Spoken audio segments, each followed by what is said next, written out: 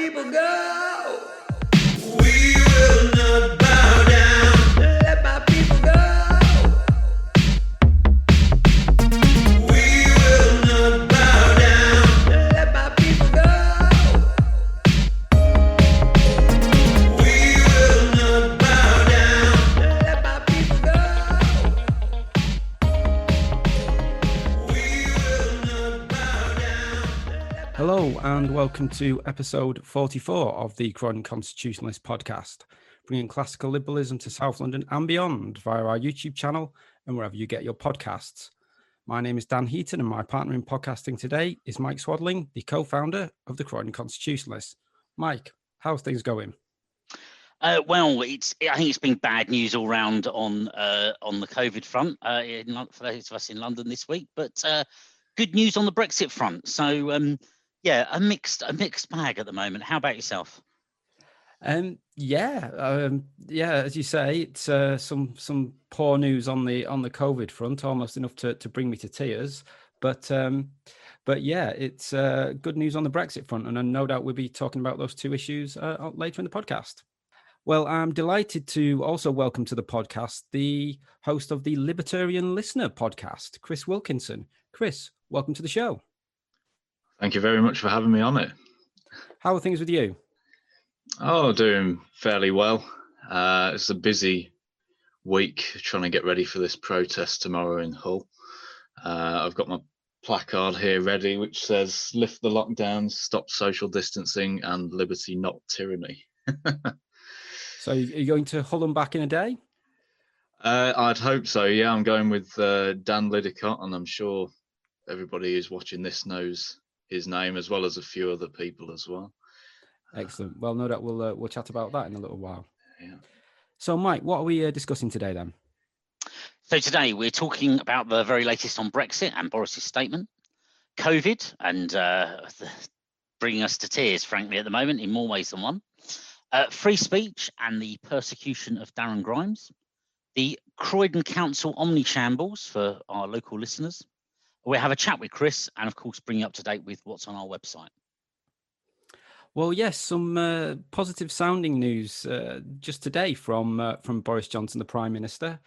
We are walking away, it appears, from the EU trade negotiations.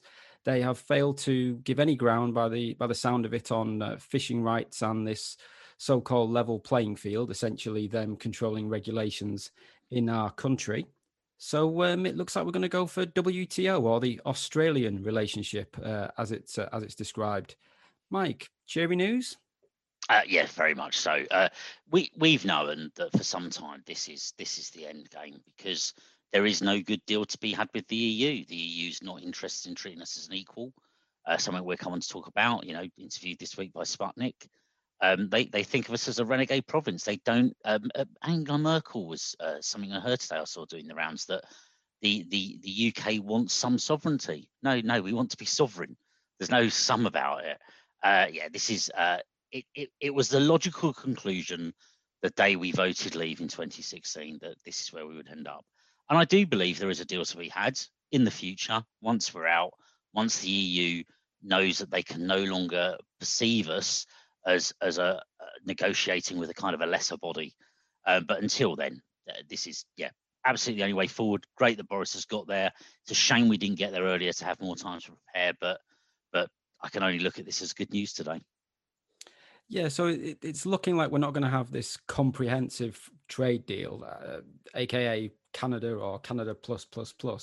But it does look as if we're going to have a few side deals to cover off some potentially difficult issues such as aviation. But yeah, it looks like we're going WTO, although I understand just before we started recording this podcast that Michel Barnier has offered to come to London on Monday. So I don't know what he's going to be bringing with him. Hopefully not COVID. But Chris, what's your take on this? Well, this is exactly what we voted for back in 2016. It's a very good thing. Another U-turn, I think, is what the media will portray it as, considering that this time last year, Boris Johnson was going to the Parliament with Theresa May's deal. He changed 5% of it, and then the rest is history, pretty much. So I'm glad that we're out of that situation. WTO, it's always inevitable, really. I think it was inevitable that we were going to go out on WTO. I think realistically, I mean, the EU was, regardless of what deal was being agreed, we were always going to be paying a price for leaving. And I often said to people that it doesn't make any sense to be part of a club, to essentially pay the drinks for that club for 40 odd years, and then the moment you want to leave it, the bouncer at the door says, hold on, cough up, and things like that, you know, to the tune of 39 billion pounds or whatever it was. So I'm glad all of that's out the window. This is very good news. Yeah, so it's going to be interesting whether Barnier does come cap in hand with any suggestions. I can see perhaps dare I say it, they might be able to agree to some sort of trade deal, perhaps at the last minute, with a transitional deal on fishing. And the only reason I think that is because even if we had all our own fish, I'm not sure we've got the fishing fleet to actually do the fishing at the moment. So it sort of would make a bit of sense there. But yeah, it's absolutely great news as far as I'm concerned. Just on that very quickly, I've never understood this from day one. We don't have a fishing industry of the sort of size that we could exploit in our waters. There's going to take 5 years. There's a really easy deal to be done there, where we say, for 5 years, whilst we expand our fleet, you can slowly run down your fleets or look for alternative places. Surely that would work for everyone. The fact that the EU have decided to see that as, no, we want nothing to change ever, has been the problem. And on the first day that was the case. We should have just walked, but we got there in the end. Indeed. So some good news there to start off the podcast. Some less good news, unfortunately, on the COVID front. As you'll all be aware, though perhaps don't understand all the details, because hey, who does? The government has introduced the three tiers, the three-tiered approach to lockdown, and sadly, the Liverpool City region and perhaps some other regions of the north will be joining them in the highest tier, which basically means shutting the pubs pretty much, and also gyms. And I believe a gym owner in Liverpool has been arrested in the last couple of days for, daring to try to keep people fit during a pandemic. How dare he? But yes, Croydon, as part of London, will in just a few short hours' time enter the tier 2, the high zone, which means that you'll be able to go to the pub, but only with members of your family or members of your household, which means I'll be going there and sitting by myself. Not for the first time, I'll accept, but yeah, it's all a bit strange. Mike, what have you made of this nonsense this week? This is appalling, and I appreciate it has been the case in other parts of the country for a little while now. But when you see it affect you, and frankly, I did think this, and I have vociferously said this when it affected others. But this is appalling. I, for instance, cannot, see all of my nieces at the moment because we live in 3 separate households. I can't go to the pub with anyone. I can't meet anyone indoors. I suspect this will last until Christmas. I think we all sort of think that, if not through the winter. So the government has said because we're not meeting outdoors, let's be honest about that, that for now until next year, you're not meeting your family, you're not meeting your friends, you're on your own there. By the way, we still take the tax. I have to say, I would not normally make this sort of point, but I ain't following these rules. I'll follow some sometimes, but he can do one. Boris, this is beyond the pale now. This government has made the people its enemy, and we absolutely have to fight back in this. Really do feel that. Yeah, Chris, it's some pretty strange rules, and certainly not what you would have hoped for from perhaps not from a Conservative government, from a Boris Johnson government. I mean, it's just craziness. What's your take on the latest developments? Well, as you rightly say, it's tears for fears, and it's further proof of the mad world in which we live. over the past 6 months thereabouts, we've had to put up with the national lockdown, which lasted for 3 of those 6 months. And during that time, we had increases in domestic violence, we had suicides, declining mental health, people's businesses collapsing, they're becoming insolvent, jobs being lost, voluntary redundancies, and food shortages in the shops. And considering that such a lockdown has failed so spectacularly in both social and economic terms, it's ludicrous to suggest that that can be replaced by a series of smaller lockdowns which are affecting half of the population. The fact is that if lockdowns and social distancing genuinely worked, why is it that after 5 or 6 months of this, we are seeing measures getting more intense? They're getting worse. This doesn't make any sense. If it worked, we would be seeing things getting better. And, you know, if a sneeze can leave a human body at 200 miles per hour, and according to the science, be detectable up to 40 meters away, what good is a 2-meter social distancing rule? And what good is not meeting anyone? It's causing social deprivation, and that's only going to lead to negative consequences. If you can't see members of your own family, if you can't see your own friends, the thing that people have to realize is that they're not controlling the virus, they're controlling you and the way that you think and the way that you behave, and they're taking away your freedom. That's my take on it. Absolutely, but whilst we think that these measures are well foolish and certainly going much further than they really should, because as you say, there's no real evidence to support them. That hasn't stopped others calling for more intense lockdowns, the so-called circuit breaker of a 2 to 3 week national lockdown. And one of those who's been calling for it is Captain Hindsight himself, Keir Starmer, who's finally got off the fence, but seems to have landed on the wrong side. Mike, what do you think to the leader of the opposition's intervention in all this? What's quite surprising about it is he doesn't seem to be listening to his own local authority leaders, and maybe we'll come on to some of that. But he's really not. I don't think he's judged the mood of the public either.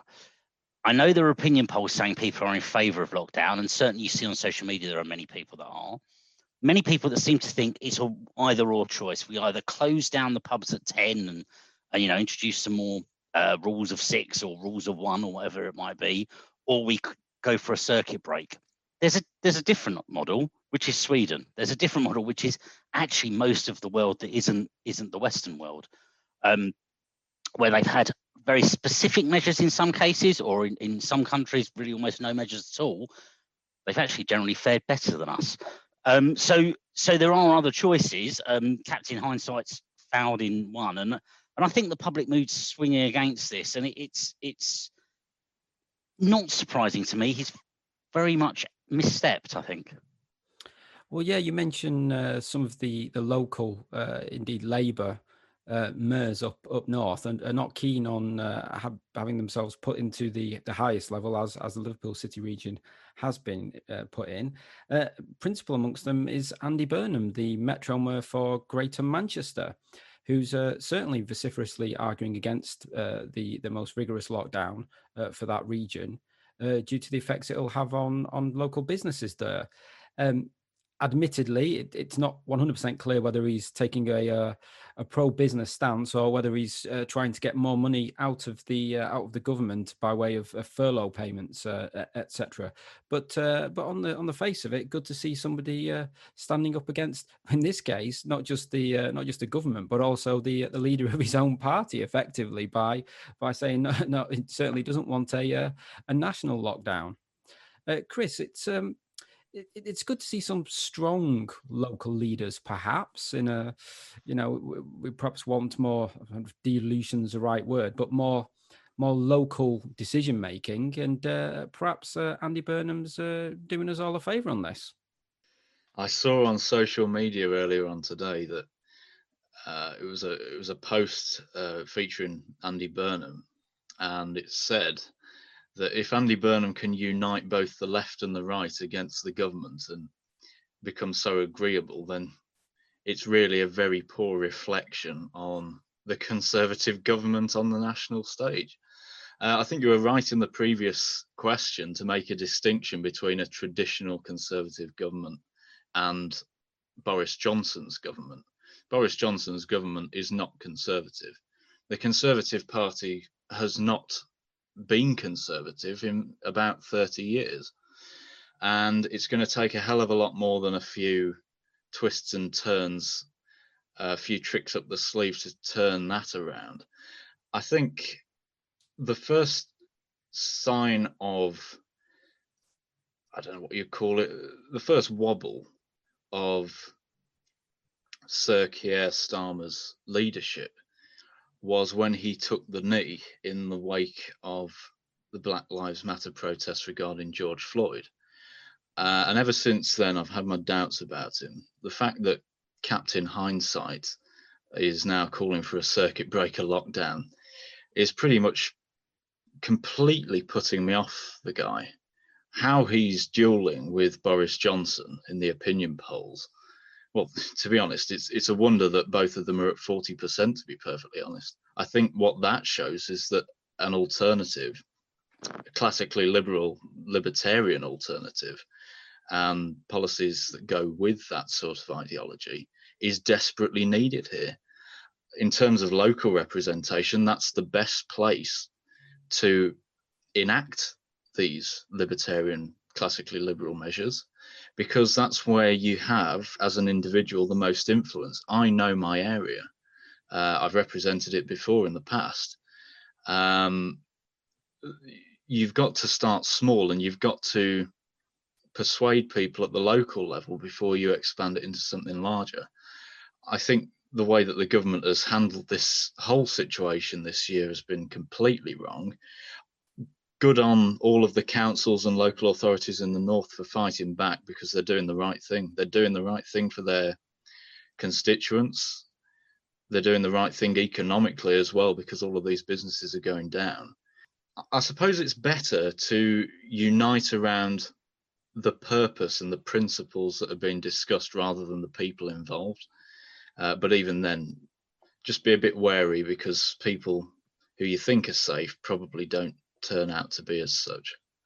There's something, a couple of interesting things I think you said. One of the problems, of course, with these two parties being so high is that people neither perceive a third choice, or frankly, at the moment, is there a third choice on the field?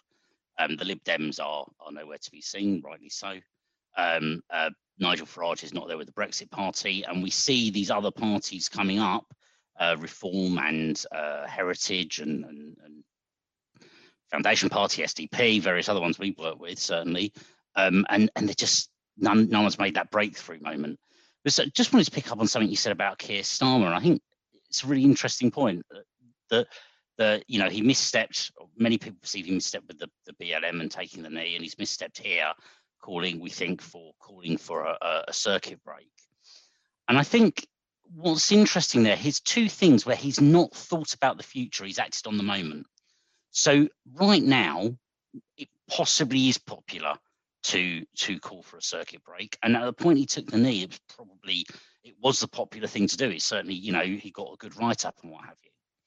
But he never thought forward and went, well, that image is going to be around, or these words, this video clip is going to be around for 6 months, 4 years and whatever into the future.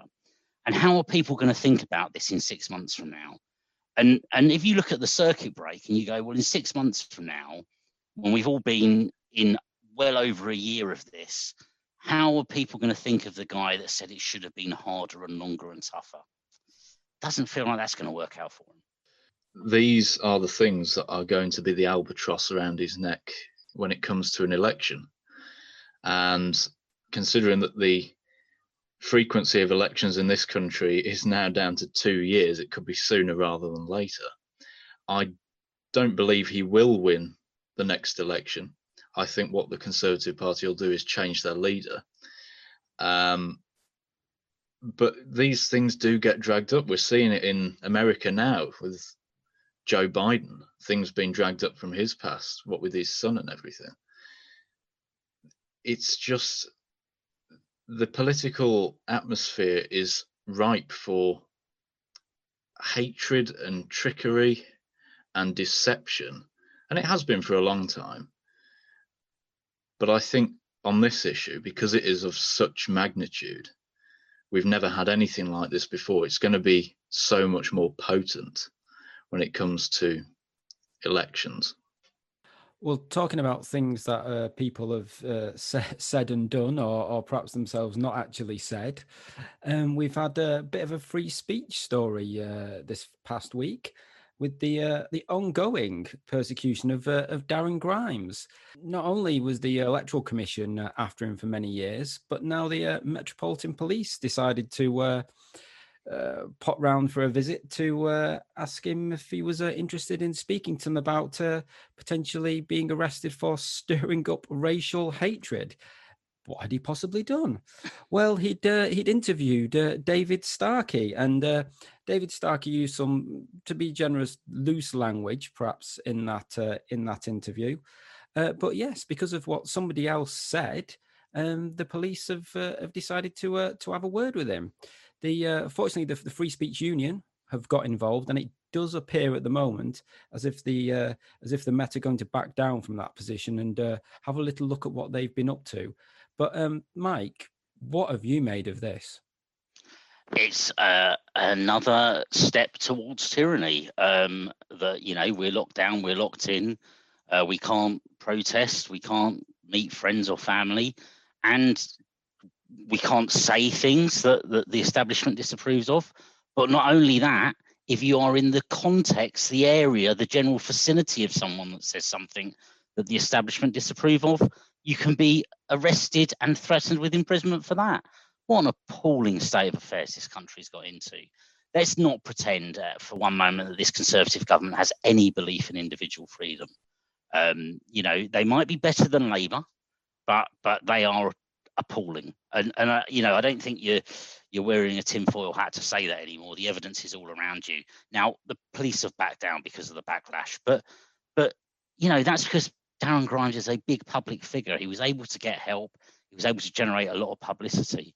That's not going to be true for most people. It's an utterly appalling state of affairs for him. It is interesting that this has sort of spun onto the producer and director of the Frankie Boyle show for BBC being reported to police for kill Whitey comments that were made on the show by someone purporting to be a comedian, but probably less said about them the better. Now that's not right either. You know, people say stupid things. Now the BBC probably shouldn't have put it out. I do think there's a different level of magnitude when you're making comments suggest you kill people. I think it was meant to be a joke. But you know, they shouldn't be. The police shouldn't get involved in that either. We need to get rid of this, but we need to get rid of the law behind this. And frankly, we need the Conservative government to, you know, at least pretend to be Conservative for a day or two. Chris, it's horrific stuff this week. Absolutely. Darren Grimes is totally innocent. He can't be held accountable for the actions or the comments of another individual, even though it is on his show. And he's not complicit in the situation either, because he didn't have foreknowledge of what Dr. Starkey was about to say. I think it goes to a wider point, really, that the definition of hate speech is highly subjective. Evidently, in the case of the Frankie Boyle show, the exact phrase that was used was, "But when we say we want to kill Whitey, we really don't." Somehow that's acceptable, and the individual who said it got away with without any recriminations, despite the fact that that phrase constitutes more greatly racial hate speech than what Dr. David Starkey's comments were. It's sort of, there's loads of examples of this throughout the whole of television, I remember Diane Abbott making the case for ethnic genocide in 2008 on the Daily Politics by saying on balance man did more good than harm, and that ensued a major row and things like that. The issue about hate speech, particularly racial hate speech, yeah, it's taken subjectively, but it's also never really seen to be the other way round. And I suppose that those on the left have made it so. The BBC is a left-wing organisation. It's very biased. It has an equality and diversity strategy that artificially inflates the demographics for certain token minorities. It wouldn't surprise me if this story was being put about to provide a degree of legitimacy and justification for cutting the police's budget, actually, considering that the Johnson government, as we've mentioned, is a bit more socialist than people realise. And we've seen that what with the actions he's taken in other affairs, that he is willing, Boris Johnson, to pander to the left wing in order to glean support. It's very likely, I think, that this is something to pacify the hard left. Interesting viewpoint there. Well, all these things going on in this country, at least we can rely on good old Croydon Council for a bit of a giggle anyway. The Croydon Council omni-shambles, as we like to describe it, continues. We're all looking forward to our council tax rises over the next few years to pay off all the bills from all the shoddy investments that they've made over recent years. But at last, it looks as if there's been some accountabilities being taken by the head of the finance from the council, as it were. That's Simon Hall, and indeed the Labour group leader, and therefore the leader of the council, Tony Newman. He has finally resigned after all of these shenanigans. Mike, what's the details on this? So, as we have mentioned the last few podcasts, unfortunately, Croydon Council's £1.5 billion in debt was facing a £50 million overspend this year. That number does vary because, of course, they keep coming up with new budget projections. But frankly, do you believe them? Do you feel that they've got a measure for them? It's hard to say. Yes, quite big news starting this week with Simon Hall going, the cabinet member for finance. Now he's been replaced by Colton Young.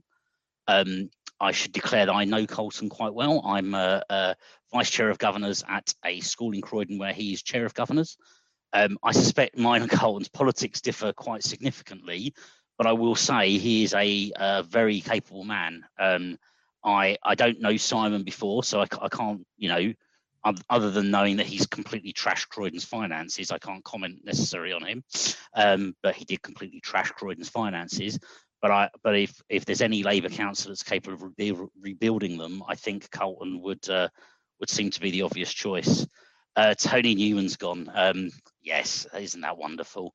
Tony Newman, in charge of this council that has ruined so much, has had a terrible planning policy, has failed to deliver Westfield, has redeveloped multiple parts of the town only to leave them worse off than they were before, has finally gone. That is a great win for the people of Croydon. Harminder Ali, she was a cabinet member, and I think that's a worry. She's come in from there, has been elected by the Labour group to replace her. And I will just point something out here. I'm involved in a campaign, a personal basis of a Democ, directly elected mayor of Croydon. So the leader of Croydon Council is chosen by the voting portion, I'm not sure how many that is, the electorate of the 386,000 residents of Croydon. I think that's about 320,000 people could vote. Harminder Ali, who no doubt was is the right choice for the Labour Council, was chosen by 21 councillors. Or she only needed 21 councillors, should I say, to win the vote and be elected leader. Now, for such an important position where he's left us, you know, hundreds of millions in debt and huge overspend, I think the people of Croydon should have a choice in that. And this really demonstrates why I certainly feel, and why I've been involved in that campaign for a directly elected mayor, someone, you know, the people have a choice over of who's in charge. But, you know, I think we wish the councillor all the best, or certainly I do. I don't know what she will do. I think what I'd really be keen to see here is a move away from the old regime. It's not just replacing the leader and the finance leader. The problems in Croydon Council finances come from brick by brick, Alison Butler. The problems in the borough all over, and lots of the resistance to Croydon Council come from the planning policy, Councillor Scott, Paul Scott, and you know, there's just a wholesale shake-up of that leadership that needs to change, and their policies need to change, not just the personnel, although some of those personnel definitely need to change. So Croydon Council needs to take an entirely different approach. I think be less ambitious and more focused on actually just doing their basic job. I've certainly written about that and was great to be published by the Taxpayers Alliance this week on their blog. We've talked about what's happening at Croydon Council. Have a look on our site and we'll link you through to it. Yeah, it's really good that the Taxpayers Alliance are once again taking interest in Croydon. It's really sad that they have to, and that's going to be bad for all our taxpayers. So, Chris, I'm sure you're not familiar with the list of characters that Mike just reeled off there, but it's very, very concerning for people in Croydon, and for also, I think, you know, there are probably other councils out there that have been up to some of the sort of things that Croydon Council has been up to. Perhaps their investments have not gone as badly wrong, but it just goes to show that mismanagement can be at a local level as well. Have you looked at the Croydon situation at all? I've only heard about it. 50 million borrowing sounds like a hell of an amount. I suppose in my own city with the Litchfield District Council, we have similar poorly made investments. We've got them calling for £330,000 for moving ahead with what they're calling the Litchfield Master Plan. And I certainly have no trust in the council to deliver that, considering that they can't even do the waste disposal properly. We've got mounting piles of rubbish outside that they're just not taking away. And this comes on the heels of something called Fryersgate. Now, Fryersgate was a scheme that was created in 1999 by the incoming Conservative Council, and it was basically going to revolutionise the city centre. It was a shopping centre development, and it would have involved taking out a large portion of the pedestrianised city centre area. Basically, what happened last year and the year before that was that this development, which had been in development hell for 20 years, was finally given the kick. They couldn't attract, as a council, the investment, what they needed to get this project going. And basically, the developers pulled out of the situation after £12 million was spent on demolishing buildings. There was a police station in the city centre and a Ford garage, which were perfectly economically viable, you know, profit-making businesses that were ordered to shut. And right now, that is 3 hectares of the city centre, which is just grass and soil. It's wasteland, completely unproductive. They've now refashioned this Fryersgate thing into what's called the Litchfield Master Plan, or as I like to call it, the Daleks Master Plan, because it might as well be. And it's essentially the same sort of thing. It's not radically different. They're trying to put the city centre into 4 quarters. They're going to take out woodland, which is home to a lot of natural wildlife, where a pool is, Minster Pool. They're going to create a transport terminal which connects the bus station to the city train station by means of a walkway. But it's all far too ambitious. And there was one councillor that turned around and said in a Litchfield Live article, I think this week just gone, said, we need the support from commercial and legal experts to aid us in the process of delivering the master plan, as we haven't got that expertise within the council to ensure proper governance. So essentially, the white flag has literally been raised over the Litchfield District Council house. In the space of a couple of days, 2 new housing developments, the plans for new housing developments actually hit the local news that were already pre-approved, and both of them were on urban green spaces, which is going to affect the land value. For the past few years, they've been building warehouses and starter homes on an unprecedented scale on sold parcels of greenfield land.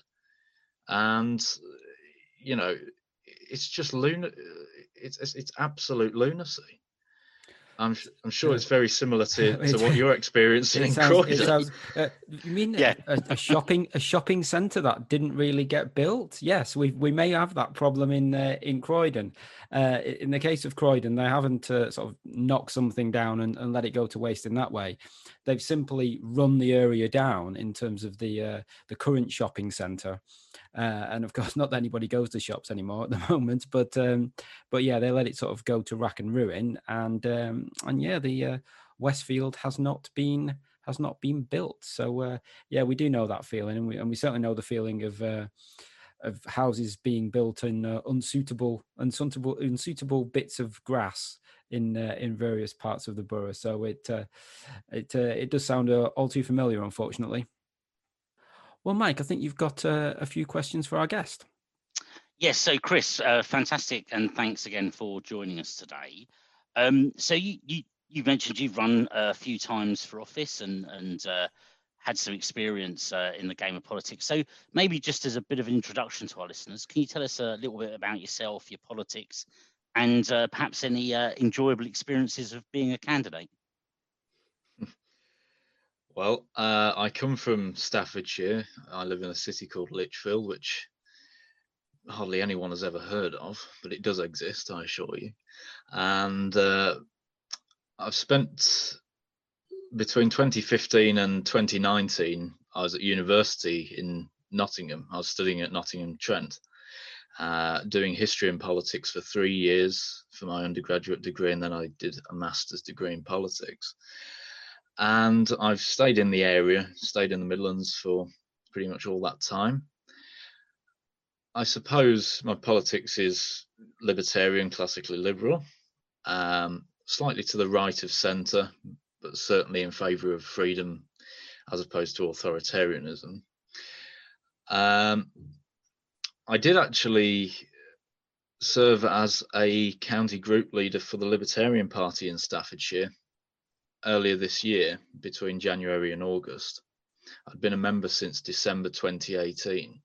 I suppose that was the route into discovering the ideology, because before then, it wasn't really on the surface. You know, you had to dig beneath the surface in order to find these ideas and this philosophy. But obviously, when I struck it, it was like striking gold. And I've stuck with it ever since, because I know that this is right.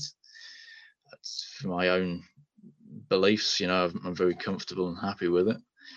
And it'd be interesting to see these ideas put back into action. Obviously, having studied history, you see what this country and what the world was like hundreds of years ago, and you realize that we are on a downward spiral in terms of our freedom and liberty.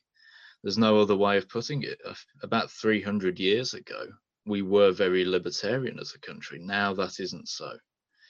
Some of the key issues that I'm concerned about most of all, freedom of speech and freedom of expression, particularly on social media, where there's so many bans and there's cancel culture and things like that, that seek to oppress alternative voices without much reason for doing so. Certainly in education as well, having studied at university, you've got things like no platforming. I was an NUS delegate in 2016, and you just see what kind of toxic atmosphere it is.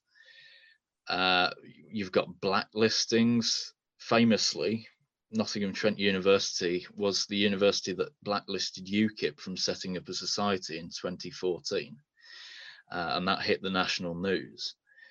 I wanted to find out why, and having left university, I'm still clueless. Virtue signalling and hate speech regulations, none of it really making any sense nor being clearly defined. And essentially, my university experience was more like a collectivist echo chamber that I could see from the inside, essentially. Things been accepted as normal without criticism when they're clearly not. Identity mattering more than real issues. And of course, you learn more outside of the lecture theatres than you do being in them. And when you see all of this happening, you kind of think, well, is it going to be the same out there in the wider country? When I leave this university, is it going to be the same in my workplace? Is it going to be the same in my social life? And the fact is, it is for most people. And not so much for me, because I know people who are against this, fortunately, but for a lot of people, this is being accepted as, dare I say, a new normal. This was the new normal before this coronavirus outbreak. And yeah, so that's pretty much what got me there. In terms of the Libertarian Party, as I said, I discovered that shortly after the 2017 general election. I'd voted leave in the EU referendum. Still very proud of it. Still wouldn't have voted any differently. And got myself involved in libertarian politics. I was asked by Dan Lidicott on the 1st of January this year to be the county representative for Staffordshire, and I accepted. And we got to work on various projects to try and enhance the liberty movement, I suppose. So we were working on a manual of how to campaign, and what sort of things that we would be doing. We were doing online speech nights, getting guest speakers on, and I was the person who edited a few of those YouTube videos. But after a while, you sort of got to see that you weren't really changing anyone's mind by being stuck in a political party. You were really just managing the affairs of the political party and not really getting out there and talking to people. And so that in itself became a kind of echo chamber. When Dan Lidicott resigned, I think that was the moment in which a lot of us thought it was over. And about 3 weeks later, when everything that happened, we all left, and I remained independent. I was offered by the foundation party to go over there and get involved with that, but I rejected it on the basis that, as an independent, I feel as though I'm going to be in greater control of the campaign myself. I think that I'd get further. I think that there wouldn't be any baggage hindering me from realizing my full potential in that sense. And that could only ever work well if you come across as natural and authentic in a general election campaign or a local election campaign. It will always be better than being inauthentic, and people will see that. So in 2019, I stood in the local elections in Litchfield as an independent. This was before the Libertarian Party, before I was a representative of the Libertarian Party. And I stood on a Libertarian Light manifesto. One of the policies that I had was to campaign against the Fryersgate scheme.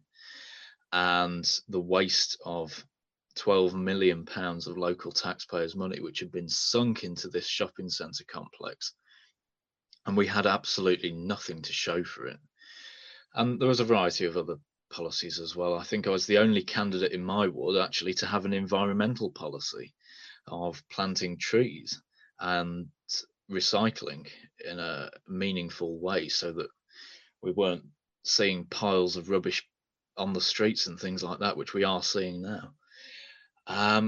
It was quite difficult, I suppose, because being at university in the master's year, getting ready to do the dissertation, it was quite a struggle to go between Nottingham and Litchfield there and back.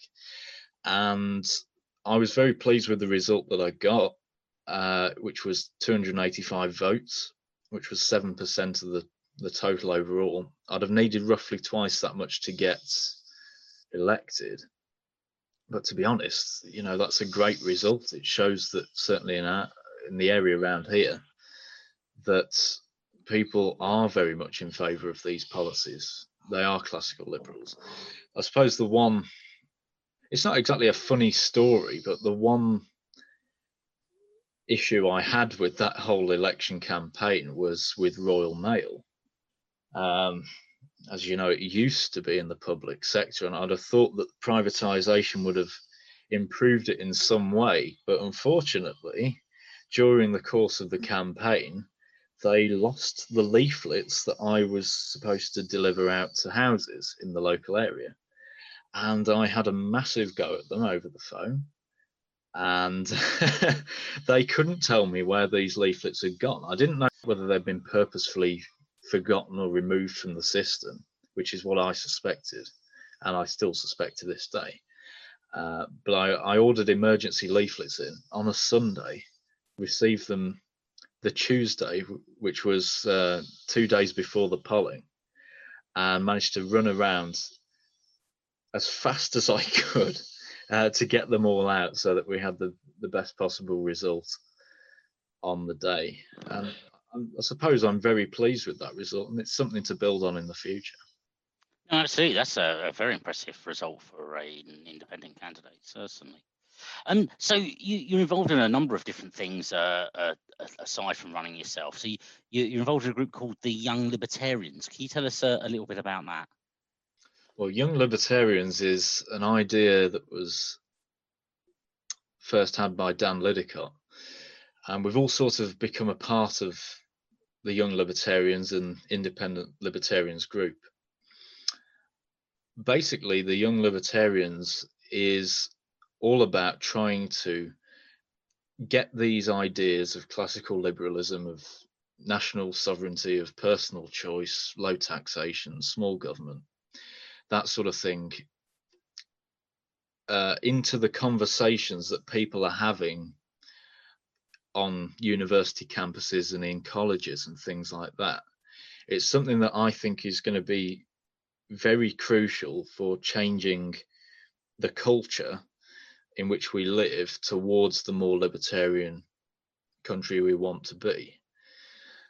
At the moment, it's early days, and we're pretty much just setting these sorts of things up. There's a webinar coming up this week for the Independent Libertarians Association that people who are interested in this sort of thing ought to attend. There's a group on Facebook, I think, which has that event listed. And the Young Libertarians, I suppose, is like a sister group to this. At the moment, as I said, we haven't done too much with it, but I can see it progressing to be something like a society would be in university anyway. Obviously, that will give it the potential to be very effective in disseminating our message to a wider audience, and perhaps an audience that isn't tuned in to the ideas of classical liberalism or libertarianism, because there is such a wall of censorship, of misinformation, or of outright rejection, which is happening at the university and college level. So what we want to do is to break down those barriers, and we can do this anyone can set one up for their own colleges and universities and things like that. I think it's a very interesting and exciting prospect, and it's going to do a lot for the future, I think. But again, we're in the sort of developmental stages, and maybe later on we'll be able to tell you more about it. No, that's great. That's great. Yeah, so you're also you have a podcast, the Libertarian Listener. It's a video cast, unlike our audio, so very advanced. Tell us a little bit about what got you into doing that and how that's going. Well, it did used to be audio earlier this year, but it's since changed to video. The Libertarian Listener is a podcast for UK politics from a libertarian perspective, essentially classical liberalism. And it was started back in March, I think in the second week of lockdown. And it was really just something for me to do, because at that time we obviously couldn't go out, hardly any of the shops were open. And I didn't want the experience of lockdown to drag down my mental health or anything like that, because I know that when I'm at work, I feel much better and my mind is clearer, and generally I feel more positive as a result. But it's actually grown to be something that I've enjoyed doing. We did the first series back in March through to June, and that was the audio series. And yeah, it was very exciting because I'm inviting on a lot of people from this philosophical sphere, and indeed, Mike, you're going to be on Sunday thereabouts, or Monday, whenever we record the next one. Absolutely.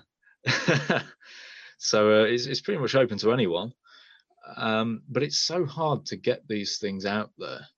You know, as much as I enjoy doing it, I'm also dissatisfied with the reach it's getting, what with, you know, YouTube's algorithms working against it, and there's the constant looming spectre of a ban or a strike or some sort of restriction being placed on the account.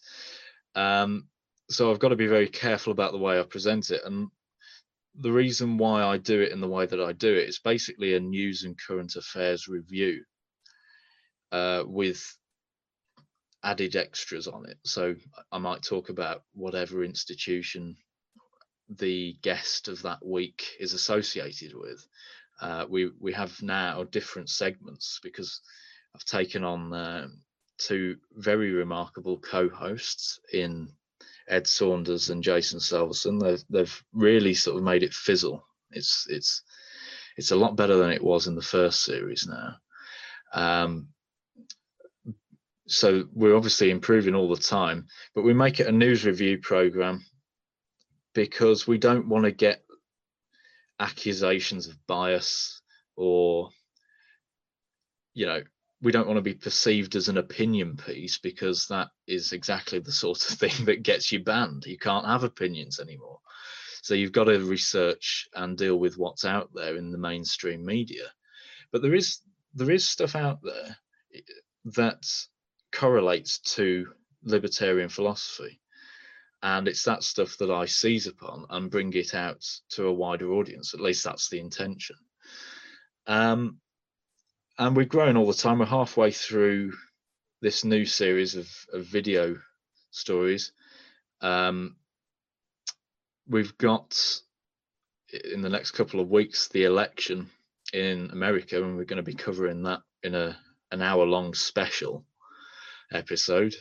And we'll have guests from all aspects of libertarianism, because as well, you've got to remember that libertarianism, classical liberalism, it's not distinctly right wing. All it is against authoritarianism. So I've got the scope to essentially transcend the political spectrum, and hopefully it'll make people realize that it isn't just right wing or sectional and things like that, that it is a genuine, legitimate philosophy geared towards the betterment of humanity, I suppose. you are also involved locally in, and maybe we've touched on some of this already, but the Liberty for Litchfield campaign. So how'd that get going, and how is that going? Liberty for Litchfield that's one of my own creations, and it's essentially about trying to get classical liberalism to the local area. And it's in its early days, as with most of these things. Obviously, getting out of the Libertarian Party wasn't too long ago, and I haven't been able to dedicate too much time to this sort of thing, but we've got the ball rolling on a few of these things. And what I would like it to be is not exactly a local branch for libertarianism, but again, a kind of association, a way of doing things in the city that would help it to improve from a libertarian perspective. So obviously we have a cathedral. It's one of only 3 cathedrals in the UK with 3 spires, which makes it a fairly unique landmark. And obviously we think that a lot more could be made of that. And we have an abundance of independent shops and smaller businesses that you wouldn't be able to find anywhere else, that we feel are being not exactly stamped on, but are being, it's tough for them. And considering that they're up against chain stores and supermarkets and things like that, we want them to have a fair go. So the Liberty for Litchfield campaign is encouraging people to purchase from independent suppliers. And obviously this is a great benefit to them, because obviously small businesses are the backbone of the British economy. They employ more people than do medium or large corporations. So it's all about trying to get these ideas and to make libertarianism a practical philosophy, as opposed to just in text or in books or in glossaries and things like that, where it has no tangible purpose, it has no practical application. But this is about making it practical and making it workable in this area, and it's hopefully a model that can be followed in other cities and other towns all over the country. No, that's excellent. Thanks for that. It's really interesting to hear what you're up to there. Thanks, Well, yeah, no, that's really interesting to hear what's going on in Litchfield. I actually went to Litchfield Cathedral on one occasion in 1999. I attended the funeral of Nicholas Budgeon, one of the Maastricht rebels. So yes, I have been to your home city, and indeed that cathedral that you referenced. So, Mike, I think we've got a few interesting articles and pieces up on our website. Why don't you take the listeners through those? Yes, absolutely. So starting with that libertarian theme, our regular contributor, Josh Ashcroft, wrote an article on tax reform, the philosophical and economic argument against direct taxation and for indirect taxation. It's quite a mouthful, as you can see there, for me certainly. But a really interesting article about some of the problems with direct taxation, income taxes, and why we should maybe look at an indirect system. Well worth a read, well worth boning up on some thoughts on tax there. As already talked about, the Croydon Council, we've got an article up on our website that points to the TPA blog post I wrote. Have a look. Interesting to see that the TPA are there, and yeah, good to see what they sort of wanted to focus on and see what's going on in our fair borough. I was also interviewed this week by Sputnik Radio, talking about the EU, and my quotes are up on the website, and you can listen to the audio and the article for them. I guess one thing I would say, and it's what I've already touched upon, there are no good deals to be had with someone that doesn't treat you as an equal. The EU regards us, frankly, as a renegade province, and I don't think they feel that way anymore now we've walked away. So that's some good news from today, and I was happy to see that come to fruition, and touched upon in the interview earlier this week. And lastly, and date for the diaries for everyone, and really keen that people register for this. So we've got the numbers and we know what's going on, and so you can book your place at it, because we don't have an unlimited number. We have a Future of the BBC, a Zoom event. So this was something we were going to run earlier in the year. We're going to be having panelists talk about the future of the BBC, and then give everyone a chance to ask them some questions and everyone a chance to get involved in a more general discussion. This is Friday the 6th of November, starting at 6 p.m. It will last about an hour and a quarter, hour and a half. We have a former member of the Libertarian Party and the Brighton group leader, Sophia, as one of the panelists. Local councillor, Conservative councillor and former candidate in Luton for the Conservatives, Councillor Jeet Baines, and Harry Fon, the grassroots organiser from the Taxpayers Alliance, all contributing to that. And indeed, all of you that come along can contribute to that. So yeah, looking forward to that. Put the date in your diary, register for tickets, and we'll make sure you're there. Well, if you'd like to write for the website or have any stories you'd like us to cover, please do contact us. You can do so via the Twitter at Croydon Const, via our Facebook page, via our website, croydonconstitutionalist.uk, or via email, croydonconstitutionalists@gmail.com. Well, do please subscribe to the podcast and indeed the pubcast, if we're ever allowed to go back to the pub. Do please also subscribe to the YouTube channel. Do please like, share, and leave a review. It's always good to get feedback, and it helps others to find the podcast. I'd like to thank Chris for joining us on the podcast today, and I'll certainly be tuning into the Libertarian Listener from now on YouTube. Thanks very much. It's been great. And thank you to everybody for listening. Well, until next time, it's goodbye from me. And it's goodbye from me. Stay safe, everybody. We